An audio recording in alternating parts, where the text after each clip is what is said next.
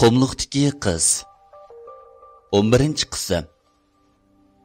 O o'zimi burunqi ayoliga chidamay, nurg'un go'zallarni yaratmay, tuqqanlari, do'st birodarlari tunishtirgan qizlarni yaratmay, shuncha odamning ichida bir bolasi bor hurliqani yaxshi ko'rib qolganiga ishonmay qopdi. Oradan uzoq o'tmayla hurliqani Mudhamning opsi yeniga chaqirtib, "Qizim, siz eringizdan ayrilib qolganingizga mo xeyli uzun bo'ldi. Necha vaqtdan yenimda turib, xuddi o'z qizimdek bo'lib qolgan edingiz. Yeni kelib o'g'limmo sizni bek yaxshi ko'rdi ekan. Siz xushal bo'lsangizla, o'g'limning chiroyidan kulki uzilmaydi ekan. O'g'lim burunqiga o'xshamay qoldi. Hozir chiroyidan kulki ketmaydi. Shundoq bag'i yumshoq, oq ko'ngil bo'lib ketdi.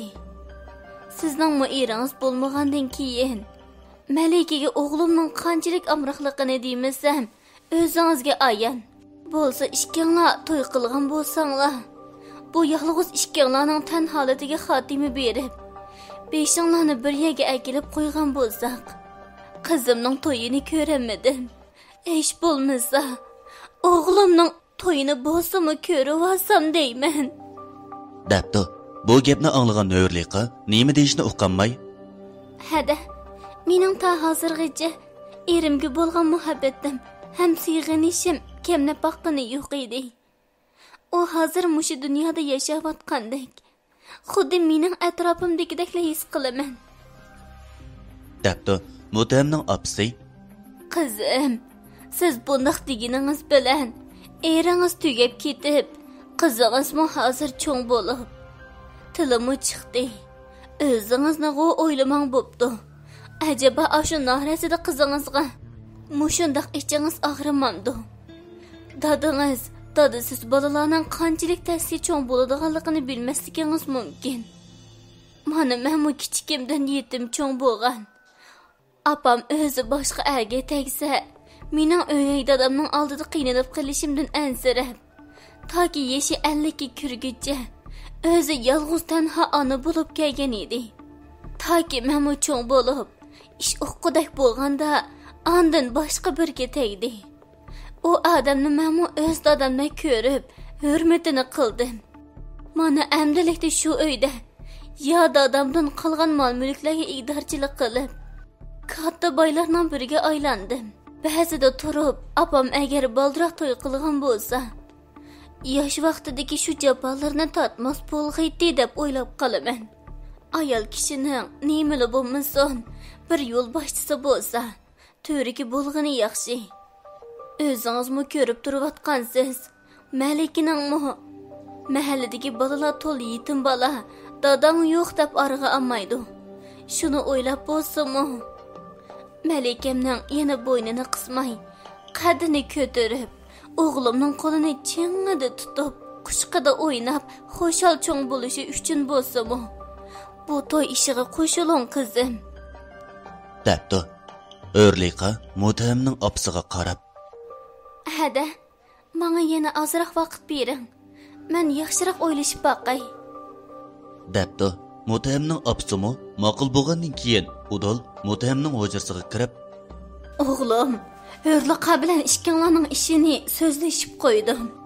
deyishigila Mudham hayajonlanganligidan necha vaqtdan beri uning royiga beqib, bu ishni tilga olmagan edi.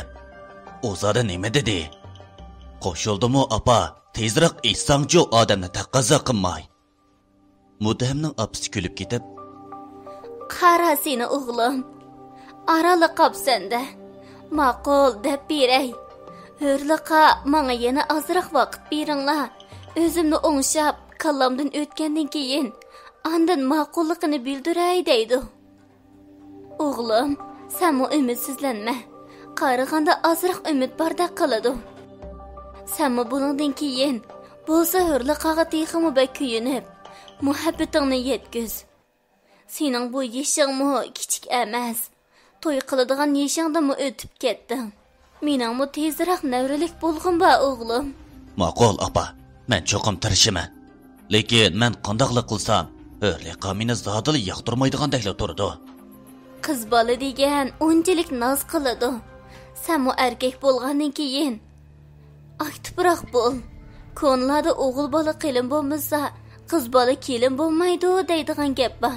Yüzüngni buncha ayab, qandoq qilatdan to'y ishingga aldirab qo'y. Debdi.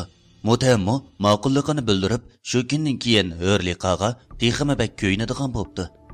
Hurliqamo erining o'lganligidek haqiqatga bo'ysunib, Mutam bilan to'y qilish ishini o'ylashga boshlabdi. U ko'nglida faqat burunqi eri Nusratni to'liq unutib ketib, ondan uning bilan o'tishni, bo'lmasa, keyingi eri bilan birga o'tib turib, oldingi erini o'ylasa, keyingi eriga uvol bo'ladiganligini o'ylab, kallasidagi burunqi Nusrat bilan o'tkazgan xo'shal aslamalarini yuyishga boshlabdi. Albatta, Mutam Hurliqa bilan to'y qilishning ko'yida yurgan vaqtlarda Shuhratmi ham Hurliqa bilan birga o'tish cho'tini so'qqish, tezroq Mutamni joylab etib, uning mol-mulkiga igdorchilik qilish bilan birga Hurliqaga erishish. Shunaqla opsining qisosini oladigan. Bir chalmada ushboqdek so'qadigan go'zal xiyollari orasida mast bo'pti. Mutamning opsi va Hurliqa birlikda boshqa bir shaharga aylanib kelish uchun mengibdi.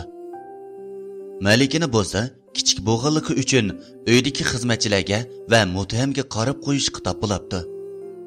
Mutamning opsi bilan Hurliqa bir-biri bilan to'limi chiqishalaydigan bo'lib, har kuni Mutamning opsining sochlarini tarab, putlarini tutib, xuddi o'z opsidek muomala qiladi ekan. Ular birlikda o'zi nishon qilgan joyga kelgandan keyin keng kushoda xo'shal-xuram o'ynashga boshlabdi. Hurliqa Mutamning opsi bilan mushunda xo'shal o'ynayotgan vaqtlarda shaharning yana bir chetida Nusrat savdo karvoni bilan birlikda nurg'un jafo mushaqqatlarni besib, nurg'un davollardan eshib, Hurliqa turgan shaharning o tarafiga kelgan bo'lib, bu shaharga kelgandan keyin Nusratning ko'ngli boshqacha ichilibdi. Chunki bu shahar boshqa bir joy bo'lmasdan, balki dal Hurliqaning dadisi turgan shahar bo'lib, ikkisi burun mushu yerda tonishib, mushu yerda muhabbatlashib, yana mushu joydan hamma ishlarni boshlaganligi uchun xuddi bu joydan Hurliqaning izlarini ko'ralaydigandek his qildi. Va balkim Hurliqa mushiyaga kelib qolsa ajab emas deb karvondan ayrilib qolib qopdi. Va mushu joyda karvonlarning xo'jayini bergan ozroq pulga tayinib, o'z oldiga do'kon ichib olibdi.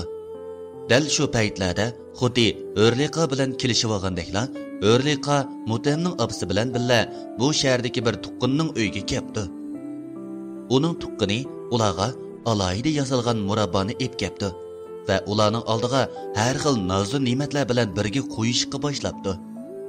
Mutamning opsi Ajabmi o'xshabdi bu mezlikda amla deb ustal ustidagi nozli ne'matlardan huzurlangach, Hurliqaga qarsa, Hurliqa bo'lsa bir joyga qadilib, jimli turib qolgan bo'lib, Mutamning opsi bu ishni tushunmay Hurliqaga qarab, "Nim bo'ldingiz?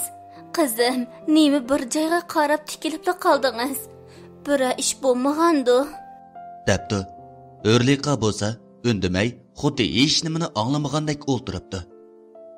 To'satdilla xuddi birsi suv sepib, uni cho'yishtirib etgandekla esiga kelib, uy egisidan "Tag'a, bu murabbani solgan ko'zini qayerdan oldilar?" debdi. Uy egisi hayronlik bilan, "Buni bizning bozordagi noit katta ko'zi chiqagan. Uning mayli sapol buyumlari yoki chini qoch-quchillari bo'lsin, noit dongliq.